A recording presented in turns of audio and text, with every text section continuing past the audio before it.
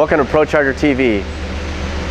I'm Walt, and today we're going to go over some of the highlights of our ProCharger intercooled HO Supercharger system for the 2011 and 2012 RZR XP. Right now we're going to talk about our mounting location for our ProCharger Supercharger, also the reason why we mounted it here, and a little bit about our belt guard. First of all, we mounted the Supercharger in this location. The Polaris RZR offers very tight space for add-on accessories. What we tried to do was a couple things. We wanted to keep a nice tight package to the engine, but we also wanted to make sure that it was going to be durable. Once we mounted the Supercharger to the engine, that it could take off-road abuse and not have to worry about damage to the bracket, whether the bracket was going to hold up, and so on. So we found this to be the best location for it. We tried to keep it nice and tight and clean, again, to keep away from the suspension, to keep away from the exhaust the best we can, so on. The belt guard, as you notice, is right here. Behind here is the pulley for off the crank itself, the pulley for the Supercharger, and the tensioner pulley. The reason behind the belt guard is we want to keep big rocks and debris, etc., off of the belt and the drive system. Some dirt, sand, so on isn't really going to hurt the belt. We just want to keep the big stuff off of it to keep it out of the way. The belt guard is shaped so that it's not sealed. A sealed belt guard could create a lot more heat, also could trap stuff that does happen to get in behind there. The one thing you'll notice about this belt guard, if you were actually to have a kit, is the bottom here is all open, and that's so that if stuff does get in here, it'll be able to fall out towards the bottom and kind of self-clean itself. The belt guard itself is a piece of sheet aluminum, powder coated, to try to make it as durable as possible, and we'll get in behind there in just a second and show you a little more about that. Right now we're going to go ahead and remove the belt guard so we can show you a little more detail about the Supercharger itself.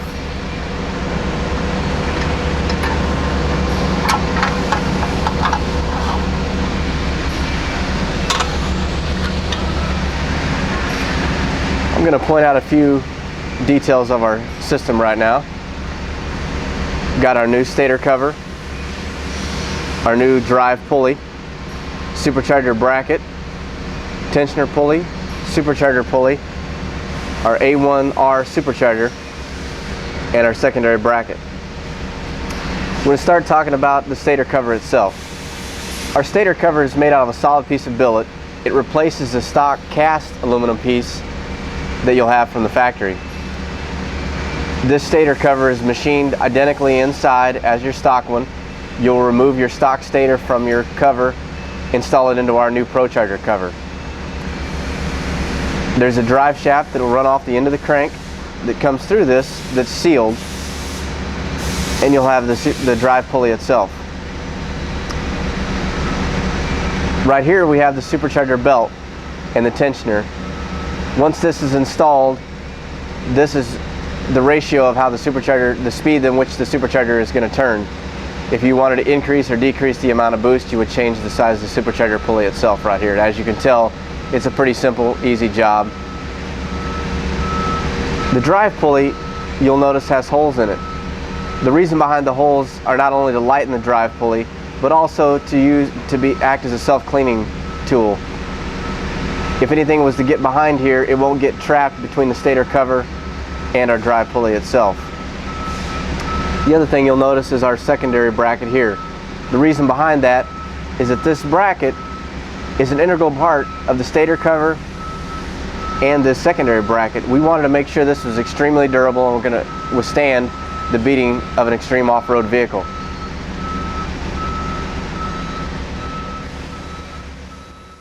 Alright, now I want to go into a little more detail about the belt itself. This is a 4-rib serpentine belt. Serpentine belt is the same type of belt that most of us have on our cars, trucks nowadays. This belt is an extremely durable belt, long life belt. It offers quite a few advantages over a cogged or toothed belt. One thing about this belt is if you were to get water, mud, dirt, debris, something like that on this belt, it's going to be able to get itself out of there very, very quickly. This belt is designed so it has a slight amount of slip on acceleration and deceleration to take some of the shock load out of the drive system, both the supercharger and the crank itself. The good thing is this also comes with a static tensioner, so it keeps the same amount of tension on the belt at all times. Proper belt tension is critical to the amount of boost that you're going to make. A belt that's too loose not only will prematurely wear the belt out, but also not give you the amount of boost that you're looking for. The static tensioner offers you the ability to get to the belt to the exact tension you want it to be and get the desired results. Now we're at the back of the vehicle, and I want to show you a little more about our intercooler mounting, the tubing, and the bed of the vehicle itself. The intercooler is mounted to the back of the roll cage utilizing these rigid billet brackets. The intercooler is mounted to the back of the roll cage so that you get a high amount of airflow across the intercooler itself. The intercooler is oversized based on the amount of boost and the engine size that we run. However, over time, the air-to-air intercooler is going to show that it's going to be more efficient than other types of intercooling. The tubing runs across from the supercharger, underneath the bed, up through the flap where the oil reservoir is. The flap has to be trimmed so the tubing can come through, but the flap can still be removed and oil checked as normal. Now we're under hood, so to speak, and I'll point out some of the other details of our supercharger system. This is a supercharger inlet, air filter canister, which pulls air through the stock air inlet location and stock air inlet resonator. Our sealed air box, idle air control motor, crankcase breather system. What I'm going to show you, what I'm going to talk about, is that we're using a K&N reusable, recleanable air filter in this air filter canister.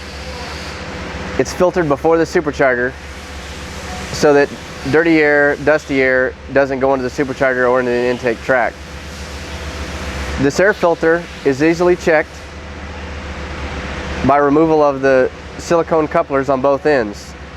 This canister will slide out and rotates apart so that you can inspect and or clean the air filter. The air box itself is sealed and isolated to the throttle bodies. We pick up vacuum for the system for our surge bypass valve off the idle air control motor. We have a T-fitting that runs in here and is spliced between the two throttle bodies.